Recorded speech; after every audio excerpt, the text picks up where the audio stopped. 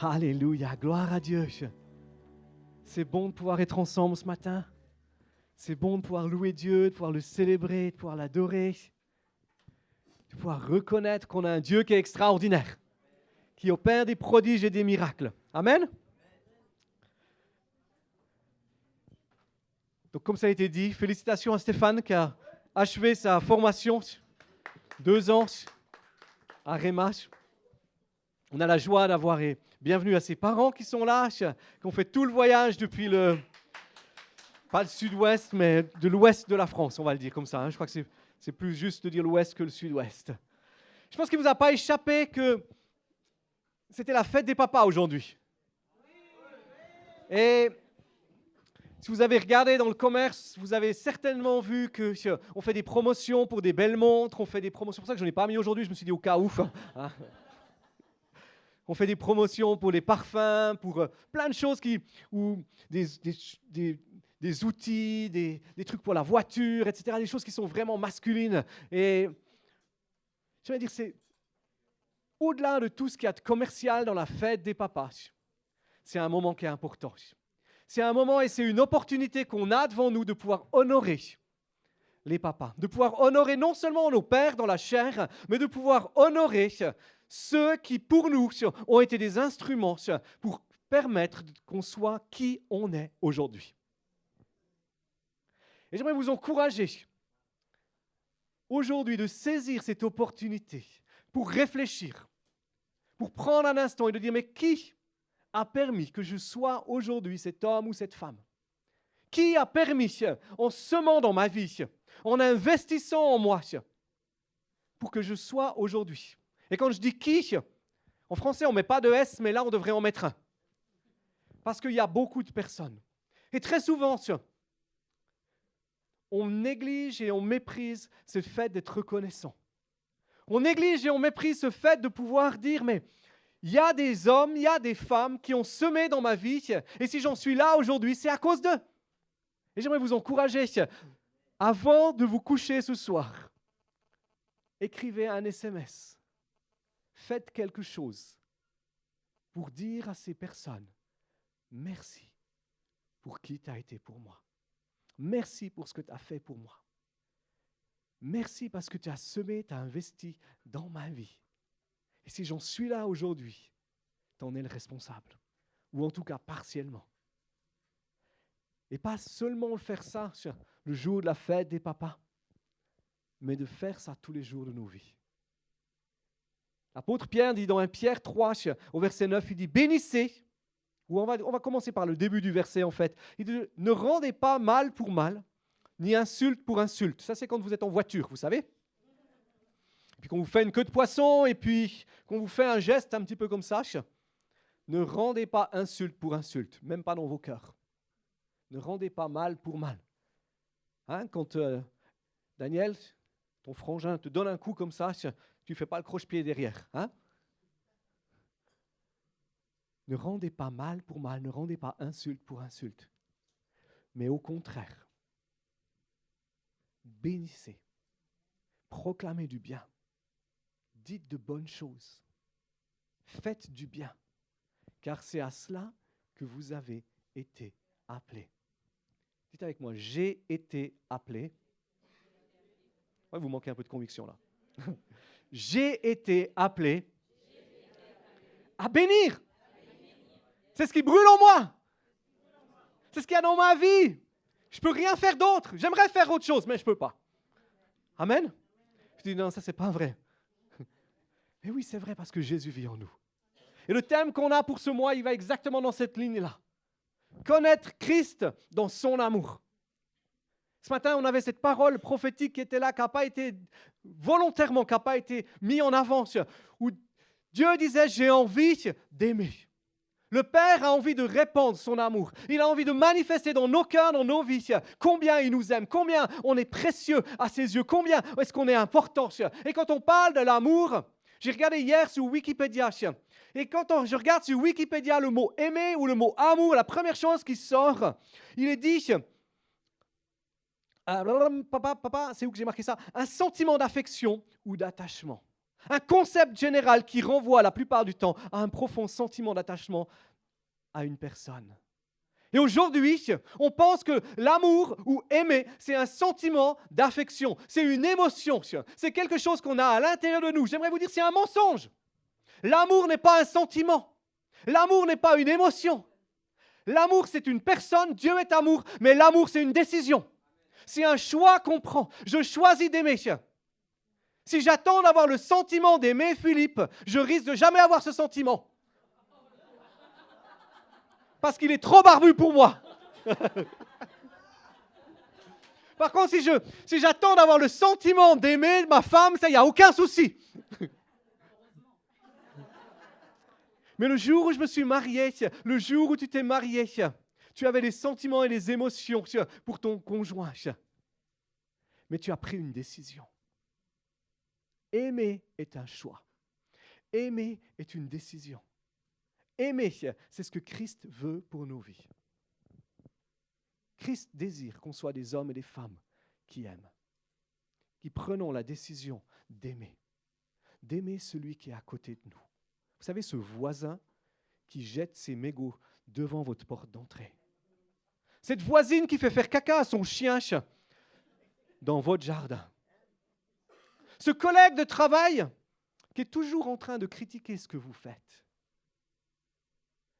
Ce membre de votre famille qui est en train de ruiner la réputation de votre famille ou qui est toujours en train d'être comme il ne faudrait pas être. Oui, qui je parle? Vous en avez aussi des gens comme ça autour de vous, bien? Moi, j'ai des bons voisins, j'ai une belle famille, mais j'ai des fois des gens qui sont un peu moins aimables. Et j'aimerais qu'on puisse lire ensemble dans Jean 13. Jean 13, c'est un moment important. Jean 13, Jean 14, Jean 15, Jean 16 et Jean 17. C'est des chapitres qui sont essentiels. C'est des chapitres qui, souvent, on néglige l'importance de ces paroles. C'est tous ces chapitres de Jean 13 à Jean 17, ça se passe autour d'un repas. C'est tout le discours de Jésus autour de la table. Autour de la table, la Sainte Seine. Quand il a rompu le pain avec ses disciples, quand au début du repas, il leur a donné une coupe et à la fin du repas, il leur a donné une deuxième coupe. Si vous lisez ça, vous verrez, il y a 2 coupes dans la Sainte Seine, nous. Et pendant tout ce temps-là, vous avez trouvé Jean 13 pendant que je parle ou bien? Vous n'avez pas de Bible. Si vous n'avez pas de Bible, je vous invite à aller à la librairie, en acheter une, il y en a 1,90. Si vous êtes la première fois dans l'église, on vous l'offrira. Si vous êtes habitué de l'église, on vous la vendra. Parce que vous êtes habitué de l'église. Mais moi, j'aimerais vous encourager à venir avec une Bible quand vous venez à l'église. La Bible, c'est la parole de Dieu. Elle est puissante. On est aussi fort que ce qu'on lit la Bible.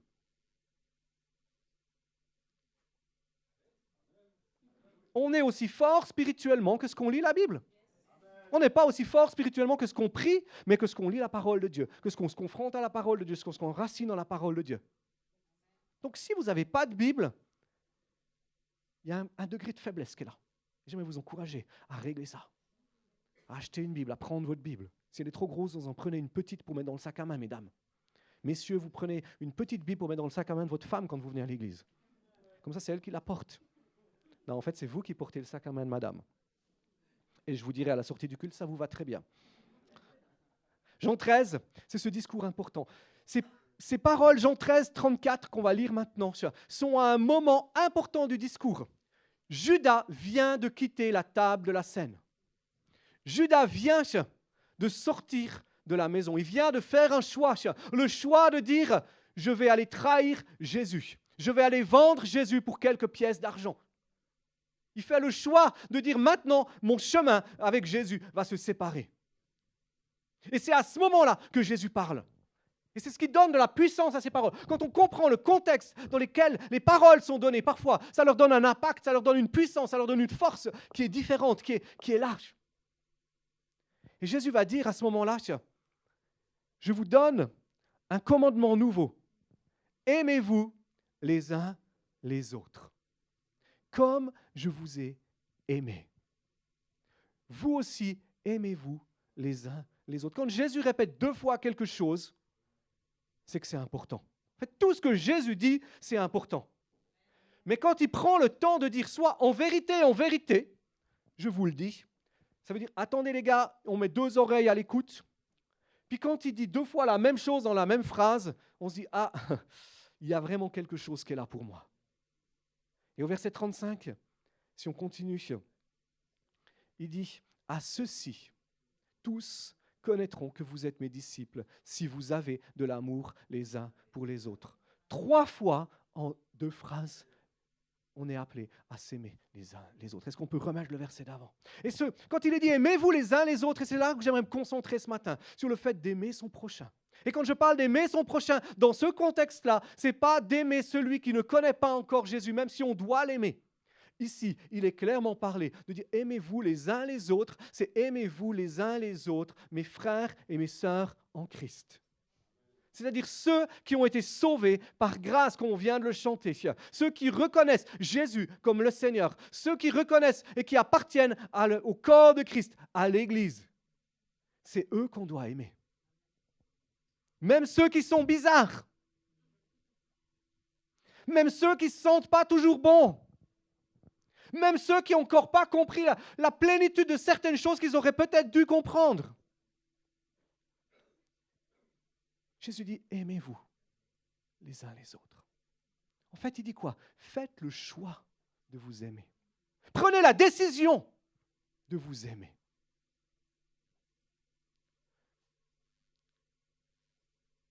Ce frère qui t'a fait du mal, cette sœur qui t'a offensé,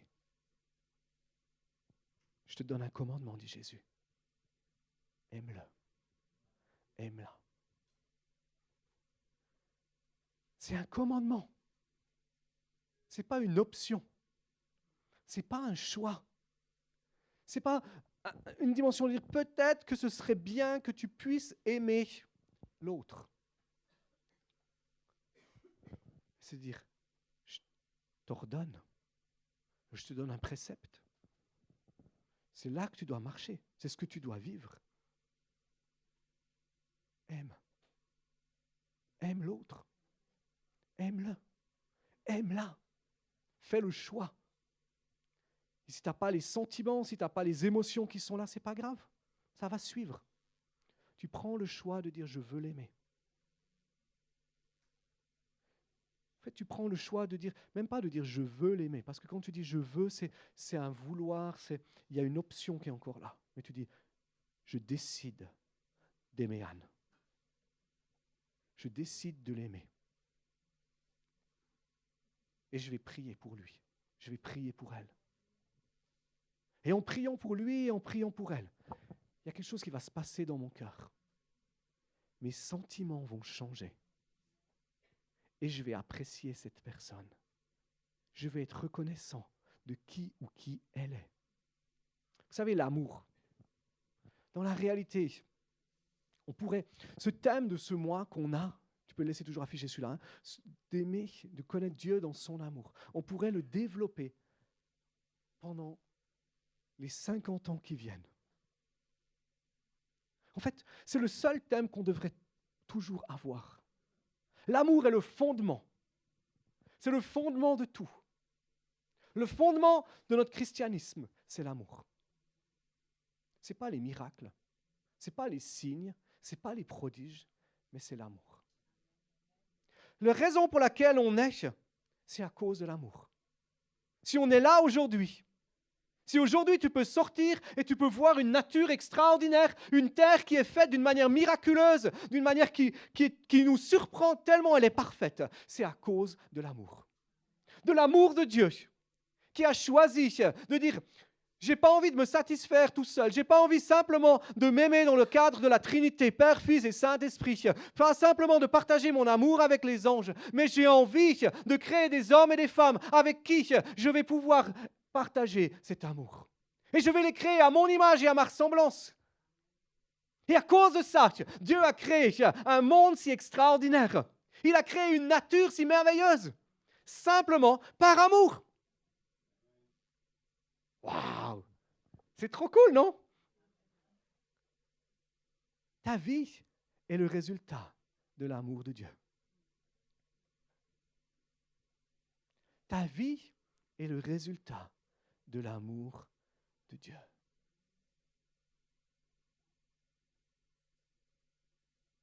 Ça, c'est tellement extraordinaire. Éric, ta vie n'est pas le résultat de la relation sexuelle de tes parents. Ta vie est le résultat de l'amour de Dieu. Si on est là aujourd'hui, chacun d'entre nous, c'est pas parce qu'un jour mon papa et ma maman, ou ton papa et ta maman, ont eu une relation sexuelle et un bébé est né. Et tu es là. En fait, tu es là parce que Dieu t'a voulu. Parce que Dieu t'a choisi. Parce que Dieu t'a désiré. Avant la création du monde, il a choisi et il a désiré de dire, je vais créer une fille extraordinaire, elle va s'appeler Véronique. Et je pense que le meilleur endroit où je pourrais la mettre, c'est dans les années 1980, en France. Et puis, on va utiliser cet homme, cette femme, pour la faire venir sur cette terre. Mais c'est lui qui l'a voulu. C'est lui qui t'a désiré. Si ton père et ta mère, et j'aime dire cette phrase, si ton père et ta mère s'étaient jamais rencontrés, tu serais là. Parce que tu es le résultat de l'amour de Dieu. Si seulement on pouvait saisir cette réalité, si seulement tu pouvais comprendre cela, que Dieu t'a voulu, que Dieu t'a désiré. C'est pour ça que on a tous besoin. Le besoin fondamental de l'homme, c'est d'être aimé. Le besoin fondamental de chaque homme, de chaque femme, c'est d'être aimé. Les gens sont prêts à faire des choses stupides pour être aimés, pour se sentir aimés. Prendre la décision d'aimer l'autre commence par la réalisation de l'amour que Dieu a pour nous.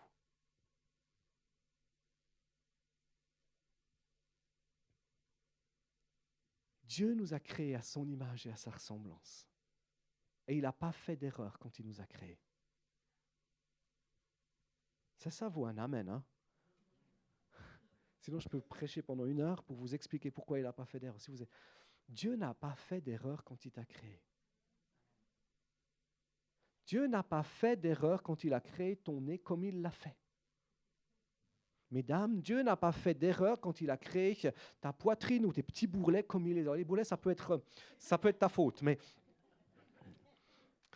Dieu n'a pas fait d'erreur.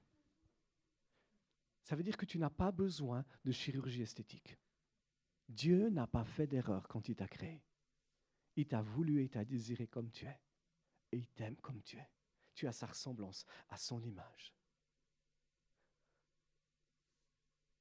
La difficulté, c'est qu'à cause de la désobéissance d'Adam et Ève, on a été séparés de cet amour. Cet amour de Dieu, il a été enlevé de nos cœurs.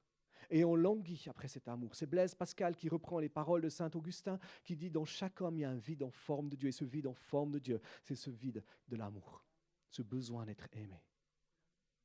Et à cause de la désobéissance qui nous a précédés, on est séparés de cet amour. Et on languit après cet amour, on cherche cet amour, on veut être aimé. On discutait encore hier ou ce matin même encore avec ma femme, de dire, mais le nombre de gens, même dans l'Église, qui font des choses pour essayer d'être aimé. C'est tellement bête de faire quelque chose pour essayer d'être aimé alors que tu es déjà aimé. Non? Ne faites pas quelque chose pour essayer d'être aimé. Faites quelque chose parce que vous êtes aimé. C'est beaucoup plus facile. C'est tellement libérateur, tellement transformateur.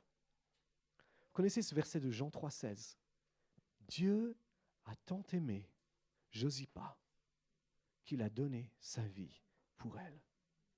Il a donné son Fils unique pour elle. Afin que si Josipa croit en lui, elle ne périsse pas, mais qu'elle ait la vie éternelle. Ça change quand on met notre nom à la place, des fois, dans la Bible. Hein? J'aimerais vous encourager à réaliser, Dieu t'a tellement aimé qu'il a donné Jésus pour toi. Et on le sait, tout le monde dans cette salle sait intellectuellement cette réalité. Mais certains, vous avez besoin que ça descende de 30 cm. Dieu désire révéler dans ton cœur son amour, sa présence. Dieu désire manifester ce matin combien tu es précieux, combien il t'aime. Et avant d'entrer dans cette dimension de dire, on veut connaître et on veut aimer l'autre, j'aimerais qu'on puisse prendre un moment où on peut laisser Dieu toucher nos cœurs. Et j'aimerais que si Adeline, tu es d'accord de venir m'aider, j'aimerais que tu viennes chanter un chant. Parce que tu as une voix, où il y a quelque chose dans ta voix. Prendre ce chant. Est-ce que tu connais le chant « Ton amour, ta puissance, ta présence dans ma vie » ? Tu le connais ? Juste la voix d'Adeline et qu'on puisse ouvrir nos cœurs à la présence de Dieu. J'ai vraiment cette conviction dans mon esprit hier quand je préparais ce message que Dieu désire toucher certaines personnes en révélant son amour. Dieu désire visiter, comme ça a été confirmé ce matin par parole prophétique où il est là le chant, il est là sur le truc là.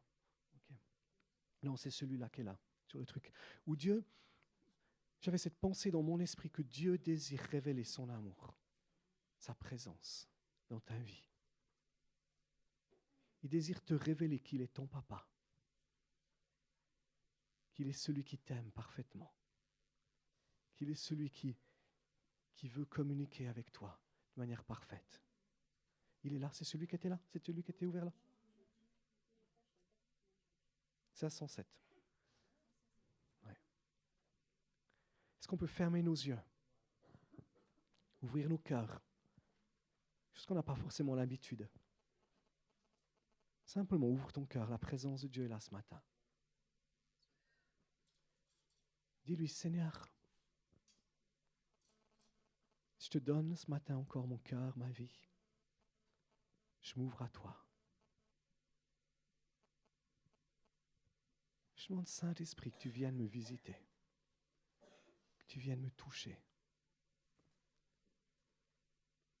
que tu viennes révéler dans mon cœur cet amour du Père. Simplement accueille la présence de Dieu. Merci Jésus. Merci Adeline.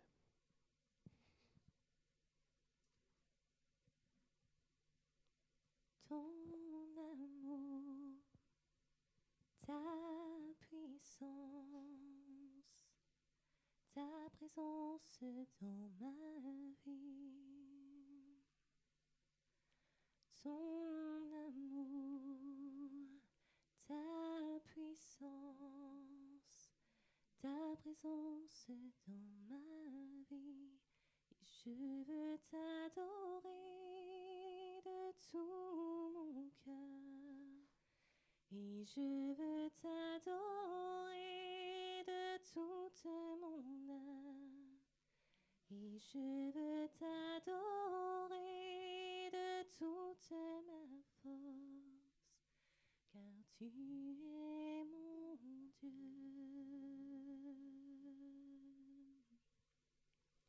Tu es mon Dieu. Ton amour, ta puissance, ta présence dans ma vie. Ton amour, ta puissance, ta présence dans ma vie. Je veux t'adorer de toute mon âme. Et je veux t'adorer de toute ma force. Et je veux t'adorer de tout mon cœur. Car tu es mon Dieu. Tu es mon Dieu, car tu es mon Dieu. Ouais. Tu es mon Dieu. Continue Adeline. La puissance de Dieu est là. Ton amour, Fausses images du Père qui tombent. ta puissance, Abandonne. ta présence dans ma vie. Abandonne tes réserves. ton amour, Abandonne tes craintes. ta puissance, Dépose les images de ta Dieu, du Père que tu peux présence avoir. dans ma vie. Sa puissance. Je veux t'adorer Son amour vient te de rencontrer tout maintenant. mon cœur. Et je veux t'adorer de tout mon âme. Et je veux t'adorer de toute ma force. Car tu es mon Dieu. Tu es mon Dieu, car tu es mon Dieu. Tu es mon Dieu. Est-ce qu'on peut chanter Tu ensemble? es mon Dieu. Tu es mon Dieu. Tous ensemble, ton amour, ta puissance. Ton amour, ta puissance, ta présence dans ma vie. Ton amour, ta puissance, ta présence dans ma vie. Je veux t'adorer de tout mon cœur. Et je veux t'adorer de toute ma force. Et je veux t'adorer de toute ma force. Car tu es mon Dieu. Tu es mon Dieu. Tu es mon Dieu. Tu es mon Dieu.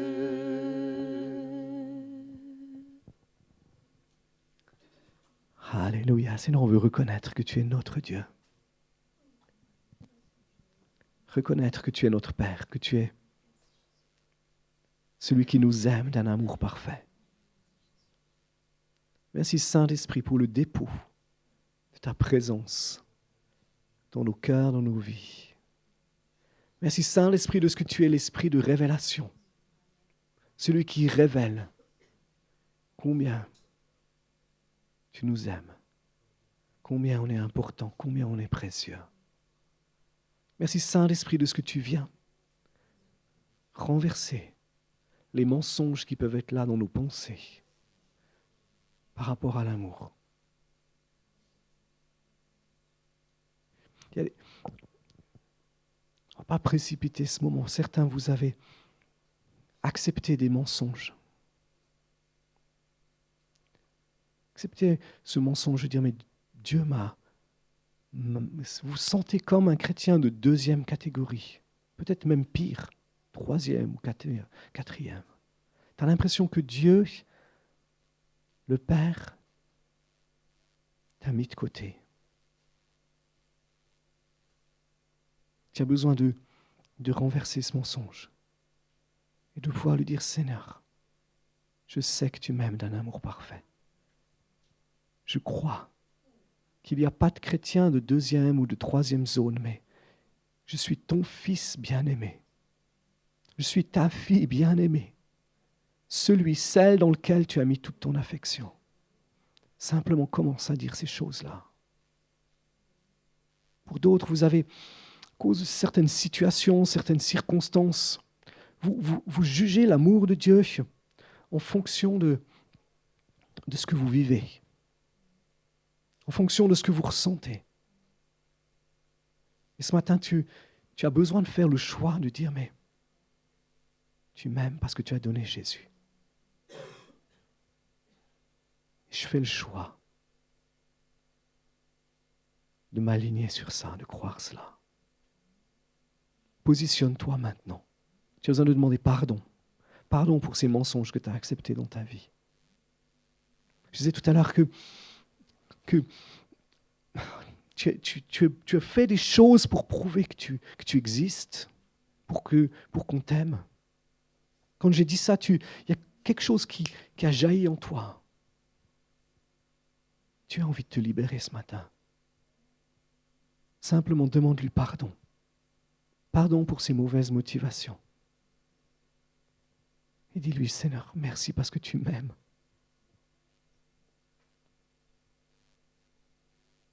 Tu m'aimes tel que je suis, avec mes fautes, avec mes erreurs. Certains, vous avez grandi dans une famille où,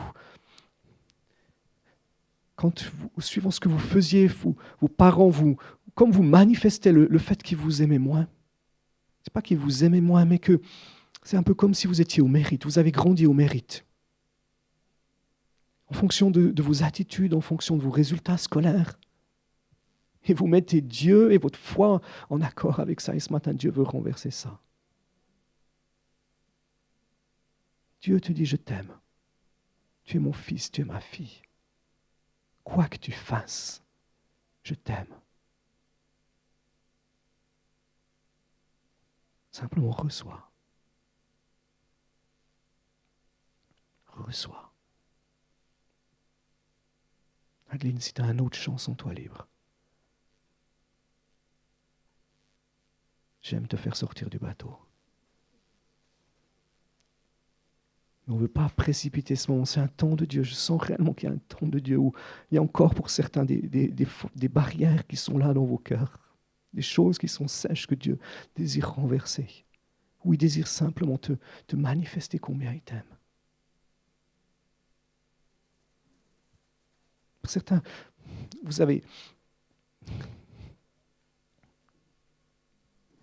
pleurer. Ce n'est pas un problème.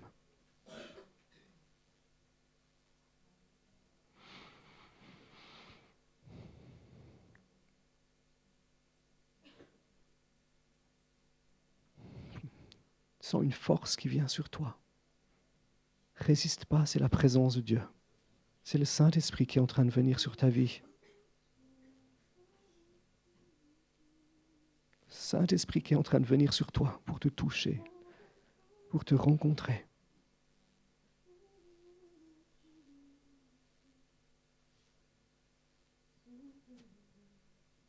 Vas-y, Adeline.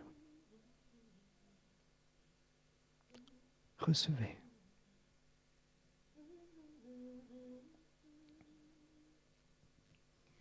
Que la grâce et la paix du Seigneur soient déposées sur vous, sur vos cœurs,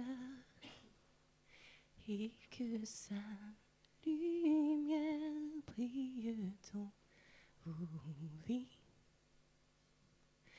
Par le nom de Jésus-Christ,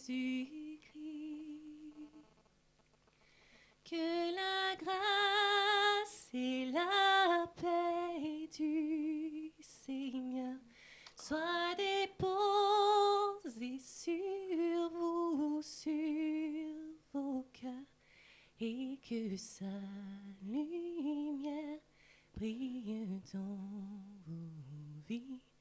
Par le nom de Jésus-Christ, que la grâce et la paix du Seigneur soient déposées sur vous, sur vos cœurs, et que sa lumière brille dans vos vies. Par le nom de Jésus-Christ, que la grâce et la paix du Seigneur soient déposées sur vous, sur vos cœurs, et que sa lumière brille dans vos vies. Par le nom de Jésus-Christ.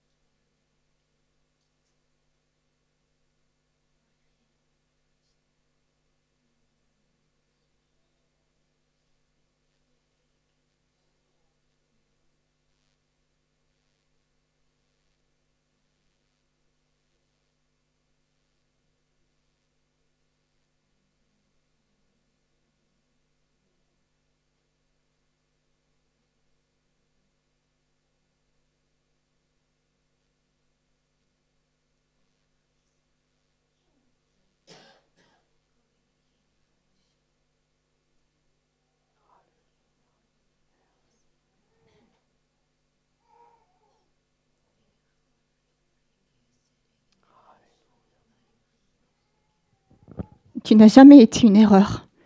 Le Seigneur veut te dire que tu n'as jamais été une erreur de parcours. Tu n'as jamais, jamais, jamais été une erreur. Jamais été une erreur. Tu n'es pas venu comme ça par erreur. Tu n'as pas été une erreur de parcours. Jamais. Tu l'entends? Jamais tu as été une erreur.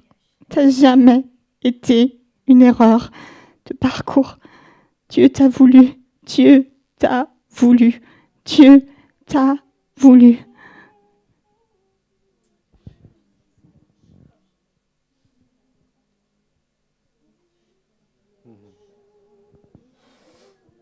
Simplement reçois. Reçois. Dieu t'aime tel que tu es. Ta vie lui plaît.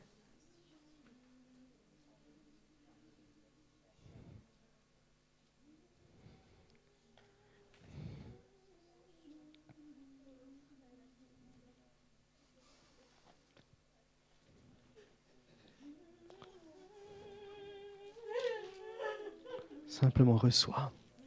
Laissez-vous toucher. Ne vous inquiétez pas.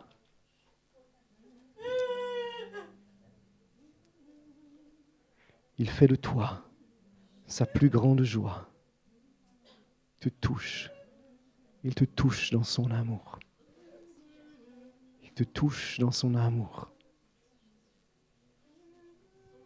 Il a pardonné ton péché.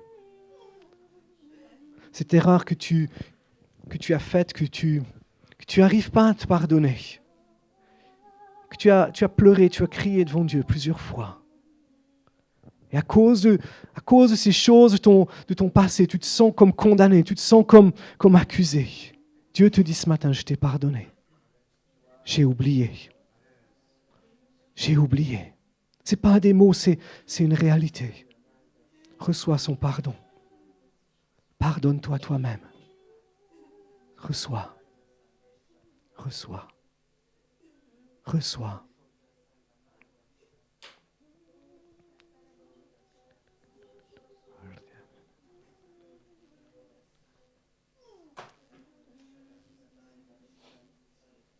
Tu vois le fait de l'amour comme une faiblesse. Tu dis, c'est les gens faibles. En fait, la force, elle est dans l'amour. La véritable force, elle est dans l'amour.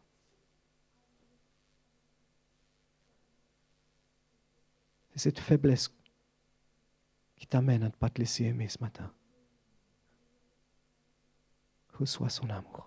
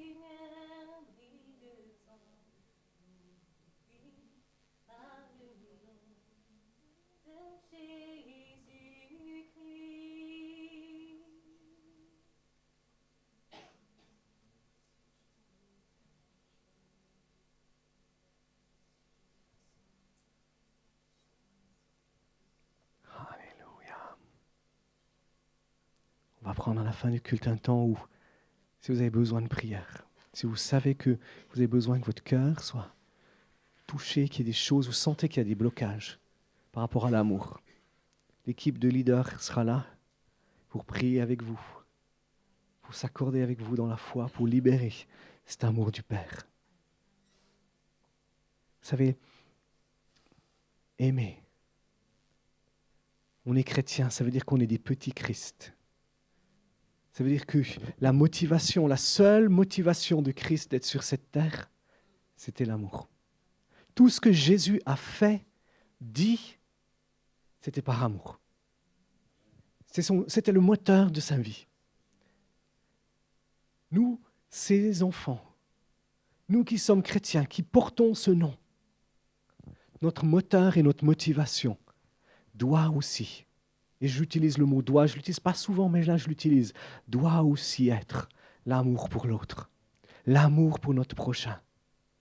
Chaque fois qu'on n'aime pas, chaque fois notre motivation d'agir est autre que l'amour, on sort de cette dimension de chrétien. On sort de cette dimension d'être à l'image de Christ. Notre vie de disciple, je crois que je mettais ça cette semaine sur Facebook, notre vie de disciple ne se mesure pas à notre connaissance biblique. Notre vie de disciple ne se mesure pas à nos grandes actions ou au nombre de malades qu'on a pu guérir ou au nombre de repas qu'on a pu donner à des pauvres, aux gens qu'on a pu héberger. Notre vie de disciple se mesure à l'amour qu'on a pour les gens. Notre vie de disciple se mesure à l'amour qu'on a et nos motivations. Les seules choses qui vont rester dans l'éternité, les seuls fruits qui vont être portés dans l'éternité, c'est les choses qu'on aura faites par amour. 1 Corinthiens 13 nous dit qu'on peut donner. Regardez, lisons ensemble 1 Corinthiens 13. Il dit, merci beaucoup Adeline, je pourrais avoir le don de prophétie, je pourrais avoir la science de tous les mystères, la connaissance, quand j'aurais même toute la foi jusqu'à transporter les montagnes. Si je n'ai pas l'amour, je ne suis rien. Tu peux faire toutes les actions sociales au monde. Tu peux même aller donner ta vie en Syrie. Si la motivation qui est derrière, ce n'est pas l'amour, ça ne sert à rien. C'est inutile. Tu es en train de gaspiller ta vie, comme je peux être en train de la gaspiller. Et quand en confrontant ma vie à toutes ces paroles bibliques sur l'amour, je me suis rendu compte en fait que l'amour, je savais, mais je me suis rendu compte que l'amour est réellement la priorité de Jésus. C'est réellement la priorité du Père. Jésus, dans Jean 13 à Jean 17, ne cesse de mentionner le fait d'aimer. Le fait que ça doit être le moteur de nos vies, de ce que ça doit être ce qui nous anime. Paul en parle aussi. Les épîtres de Jean, c'est que ça. On a lu 1 Jean 3,16. On va le lire ensemble, 1 Jean 3,16 encore. On va le relire si tu veux l'afficher, s'il te plaît. 1 Jean 3,16. Pendant ce temps, je vous lis Jean 15, où Paul dit, Jésus dit, voici mon commandement, aimez-vous les uns les autres comme je vous ai aimés. Il n'y a pour personne de plus grand amour que de donner sa vie pour ses amis. Vous êtes mes amis si vous faites ce que je vous commande. Je ne vous appelle plus serviteur parce que le serviteur ne sait pas ce que fait son maître. Je vous ai appelé ami parce que tout ce que j'ai appris de mon Père, je vous l'ai fait connaître. Ce n'est pas vous qui m'avez choisi, mais moi je vous ai choisi. Dieu t'a choisi. Et je vous ai établi afin que vous alliez, que vous portez du fruit et que votre fruit demeure, pour que tout ce que vous demanderez au Père en mon nom, il vous le donne. Ce que je vous commande, c'est de vous aimer les uns les autres. C'est comme une répétition. Ce que je vous commande, ce que je vous commande, ce que je vous commande, c'est de vous aimer les uns les autres. C'est une répétition dans le cœur de Jésus, dans la bouche de Jésus, dans la volonté de Dieu pour nous, de nous aimer les uns les autres, d'aimer les autres membres de l'Église, d'aimer les autres chrétiens, d'aimer ceux des autres églises qui connaissent Jésus et qui l'aiment, de les aimer. L'amour, c'est quoi? L'amour, c'est rien d'autre que de se donner pour l'autre. C'est aussi simple que ça. Cette semaine, je crois que c'est cette semaine, j'ai dû dealer des choses avec des jeunes. La seule chose qui intéressait un de ces jeunes, c'était de coucher avec l'autre. J'ai dit, attends, il y a un souci. La seule chose qui l'intéresse, c'est de dire, je veux mon plaisir et ma satisfaction. Assez masculin d'ailleurs. Je disais à cette fille, mais s'il t'aime, ce qu'il cherche, ce qu'il doit chercher, c'est ce qu'il y a de bien pour toi. Aimer l'autre, c'est chercher le bonheur de l'autre. Aimer l'autre, c'est chercher à ce que l'autre soit épanoui.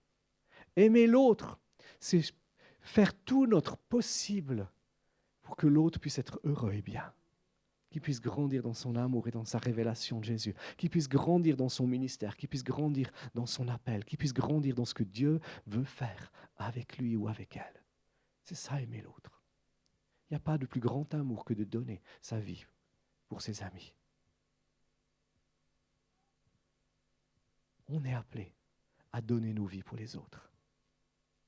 On est appelé à donner nos vies pour Christ. Peut-être tu dis, oui, mais le standard, il est là. Et puis moi, j'en suis là. Mais si tu en es là, réjouis-toi, parce que moi, j'en suis là. Quand je confronte ma vie, quand je regarde ma vie par rapport à ça, je me dis, mais qu'est-ce que j'en suis loin? Honnêtement, qu'est-ce que j'en suis loin? Qu'est-ce qu'il y a de choses dans ma vie que je dois encore aligner, que je dois encore changer, que je dois encore transformer? Qu'est-ce qu'il y a encore de choses dans ma vie qui sont prises par l'égoïsme, par mes propres plaisirs, par mes propres désirs? Et Dieu, Jésus ne te donne pas un idéal inatteignable. Ne dis pas c'est au ciel que je vais vivre ça. C'est sûr qu'au ciel, on va tous le vivre. Parce qu'on sera parfait. Mais Jésus désire que d'ici le ciel, on y arrive. Qu'on y grandisse. On n'y arrivera jamais parfaitement avant le ciel. Soyons clairs. D'accord? On sera toujours imparfait. Quelqu'un me disait encore cette semaine, nous aimait, qu'un chrétien lui a dit que quand on est chrétien et baptisé, on ne peut plus pécher. Je dis, j'aimerais beaucoup. Mais je ne dois pas encore être vraiment chrétien alors. Mais on va encore pécher. Paul dit à la fin de sa vie, il dit, je ne fais pas le bien que je voudrais et je fais le mal que je ne veux pas. Mais on a besoin de faire un choix, une décision, de dire je veux entrer dans cette dimension-là, je veux marcher dans ces choses-là. J'aimerais rapidement donner quelques points sur probablement le point le plus important pour vivre cette dimension-là. C'est de dire, mais comment est-ce que je peux aimer l'autre? Le meilleur moyen, c'est de dire j'ai été crucifié avec Christ. Ne vivons pas dans cette dimension. On a lu ça cette semaine. Il faut qu'il croisse et que je diminue. Vivons dans la dimension de dire j'ai été crucifié. Je ne vis plus. Je ne vis plus pour moi-même, je vis pour Christ. C'est plus moi qui existe, c'est Christ qui existe. C'est lui ma raison d'être, c'est lui ma raison de vivre. Quand on dit il faut qu'il croisse et que je diminue, je ne sais pas comment vous faites, mais quand on vit comme ça, dès qu'il y a quelque chose qui vient, l'inversion se fait très rapidement. Mais si tu dis j'ai été crucifié, on a beaucoup plus de peine à enlever nos bras qui ont été cloués, parce qu'ils ont été cloués avec Christ, ils ont été crucifiés. C'est ce choix de dire, mais je me considère comme mort. Mort à moi-même, pour Christ. Et vivons pour lui et par lui. C'est un choix et c'est une décision. C'est un choix, une décision qu'on a besoin de reprendre tous les jours de nos vies. En fait, plusieurs fois dans la journée, je pense, on a besoin de pouvoir lui dire, j'ai été crucifié avec toi, Seigneur. C'est plus moi qui vis, c'est toi qui vis en moi. Dieu cherche des hommes et des femmes qui vivent dans cette dimension-là.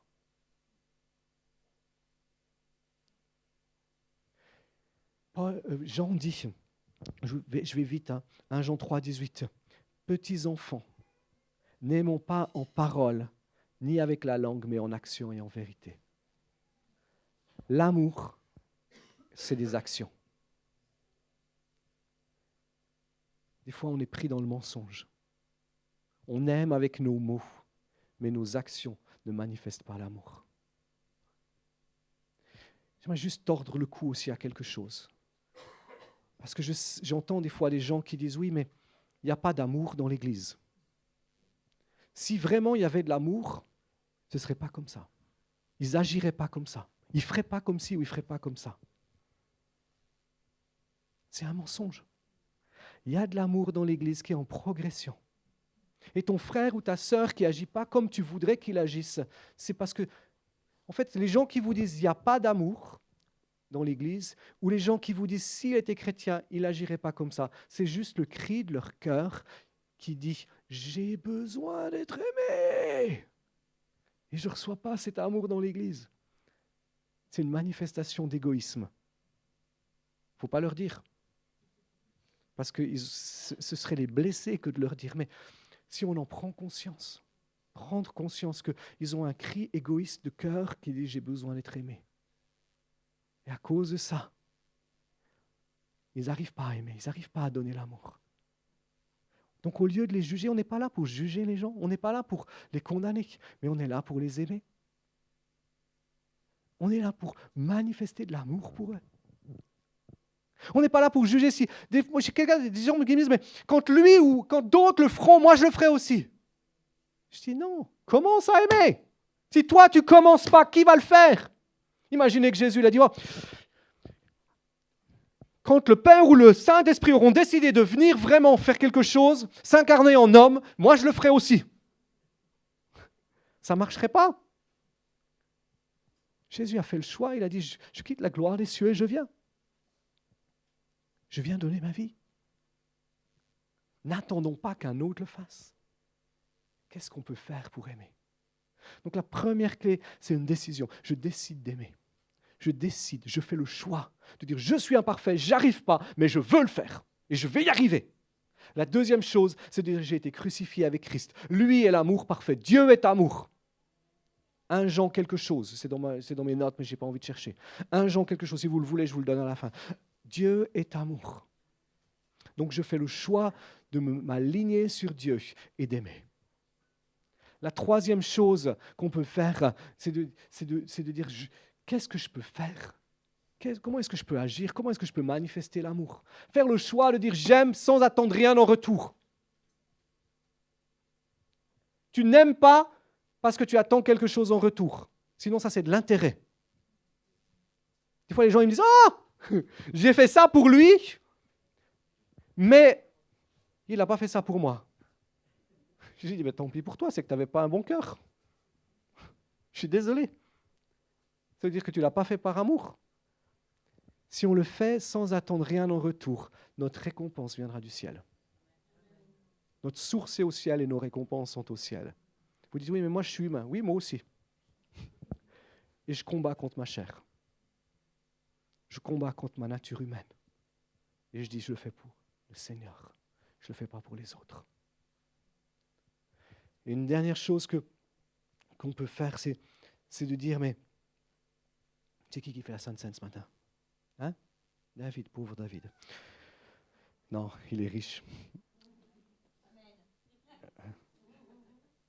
Une autre chose, c'est 1 Pierre 1, 22. Ayant purifié vos âmes en obéissant à la vérité pour avoir un amour fraternel, sincère, aimez-vous ardemment. Pierre, il en rajoute une couche. Ardemment les uns les autres de tout votre cœur. Amenez, purifiez notre âme. Notre âme, c'est là où il y a nos sentiments, c'est là où il y a nos émotions, c'est là où il y a nos pensées. C'est faire le choix, quand on purifie notre âme, on fait le choix de se séparer de tout jugement et de toute critique par rapport aux autres. Quand je purifie mon âme, je fais le choix de me séparer du jugement et de la critique. Quand elle aura arrêté ci, je pourrais l'aimer. Non, je l'aime comme ça. Et elle va arrêter demain ça, parce que je l'aime. Ou il va changer, parce que je l'aime. Purifier nos pensées, c'est faire le choix de briser tous les mensonges qui pourraient nous empêcher d'aimer l'autre. Il y a plein de mensonges qui viennent dans nos pensées, dans nos sentiments et dans nos émotions, qui nous empêchent d'aimer l'autre comme on devrait l'aimer. Et on a besoin de purifier notre âme, ça veut dire qu'on a besoin de briser ces mensonges. C'est pour ça que je reviens à la parole de Dieu, de dire, mais qu'est-ce que dit la Bible par rapport à l'autre? Et de pouvoir dire, je veux aimer l'autre, j'aime l'autre. Jean 13, 35 qu'on a lu tout à l'heure. À ceux-ci, tous connaîtront que vous êtes mes disciples. Les gens ne peuvent pas voir Dieu de la même manière que tu ne peux pas voir Dieu. Mais Dieu a choisi que quand les gens voient l'Église, ils voient Dieu. Quand les gens nous voient ensemble, ils doivent voir Dieu à l'œuvre. Arrêtons de dire Dieu est parfait, moi je ne suis pas parfait, ne me regarde pas, mais regarde à Dieu. Arrêtons de nous justifier notre péché par des combines comme ça. Faisons le choix de dire je ne suis pas parfait, mais je veux tendre vers cette perfection. Paul dit soyez mes imitateurs comme moi je suis de Jésus-Christ. Les gens nous observent, les gens nous regardent nos comportements et ils se disent mais est-ce que réellement c'est ça l'Église? Si Dieu existait, est-ce qu'il se comporterait comme ça? Non. Combien de fois vous avez déjà entendu des gens qui sont allés dans certaines églises et qui ont dit « Je ne vais plus à l'église parce qu'ils sont toujours en train de se crêper le chignon ou en train de se critiquer les uns et les autres. » Discuter dans la rue, vous allez l'entendre. Est-ce qu'on peut faire le choix de dire on veut être une église où on s'aime les uns les autres? Si tu n'aimes pas les uns et les autres qui sont dans l'église, tu as deux possibilités. Change d'église, je t'aiderai à en trouver une autre. Le mieux, ce sera toi et ton mari tout seul, ou toi et ta femme tout seul, ou toi et tes enfants tout seul, parce que tu es sûr que tu risques de les aimer eux. Parce que dans l'autre église où tu pourrais aller, ce sera la même chose. Il y a des gens qui sont un peu moins aimables, moi le premier. Ou tu as le choix de dire je décide d'aimer, de changer ma position, de changer ma manière de voir. Une chose qu'on peut faire aussi qui va nous aider, on va finir avec ça, c'est si on affiche 1 Corinthiens 13 encore, à partir du verset 4. Hein? On va lire 1 Jean 3,16. Tu ne l'as pas affiché 1 Jean 3,16 ou tu l'as affiché puis je n'ai pas vu? On va lire 1 Jean 3,16 encore. C'était un vieux point ça déjà. Nous avons connu l'amour en ce qu'il a donné sa vie pour nous. Nous aussi, nous devons donner notre vie pour les frères. Nous devons donner notre vie pour les frères. Mais prenons 1 Corinthiens 13, 4.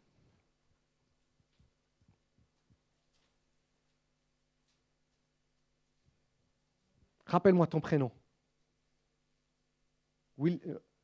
Vilmar. Voilà. Et maintenant, on peut le lire et on peut dire Vilmar est patient. Bertram est plein de bonté. Nathalie n'est point envieuse.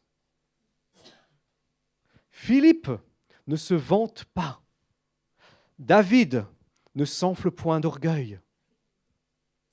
On va prendre le verset suivant. Stéphane ne fait rien de malhonnête. Alison ne cherche pas son intérêt. André ne s'irrite point. Benoît ne soupçonne point le mal.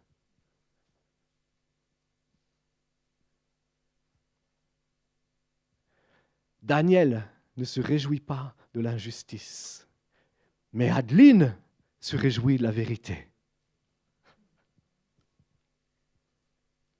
Oh, ça c'est beau ça. Johnny excuse tout. Annie croit tout. Ginette espère tout. Véronique supporte tout. Et le suivant, je crois que c'est plus ça déjà. C'est jusqu'à 7, je crois. Ah non, encore le 8. Vas-y, le 8. Arthur. Ah non, c'est bon, c'est fini ça. Arthur ne périt jamais, ça c'est une réalité. Parce qu'il va vivre pour l'éternité avec Jésus. Mais prenez ces quelques versets d'A Corinthiens 13. Et vous avez compris le principe. Tu mets ton nom à la place. Tu dis, moi, je suis patient. Et à l'intérieur de toi, il y a une voix qui dit, oh, c'est pas vrai. Et tu dis, oui, c'est vrai, parce que Christ vit en moi. Et c'est ce que je veux vivre. Et j'aimerais vous encourager à prendre ces quelques versets d'un Corinthiens 13, à les prier, à les proclamer, pas une fois, pas deux fois, pas trois fois, mais de manière régulière, à déclarer ces choses-là. Dans un instant, on va prendre la Sainte Seine. Je vais m'arrêter là parce que j'ai été très très long ce matin. Mais quand on prend cette Sainte Seine, c'est le jour où Jésus a dit ces paroles-là, d'aimer l'autre. On prend, il y a un seul pain. C'est le symbole qu'on est le corps de Christ. Quand tu prends un morceau de pain, tu fais le choix de dire « J'appartiens à l'Église de Jésus-Christ, au corps de Christ. » Et je ne veux pas faire de mal à un autre membre du corps. Je vais m'arrêter là. David, c'est à toi maintenant.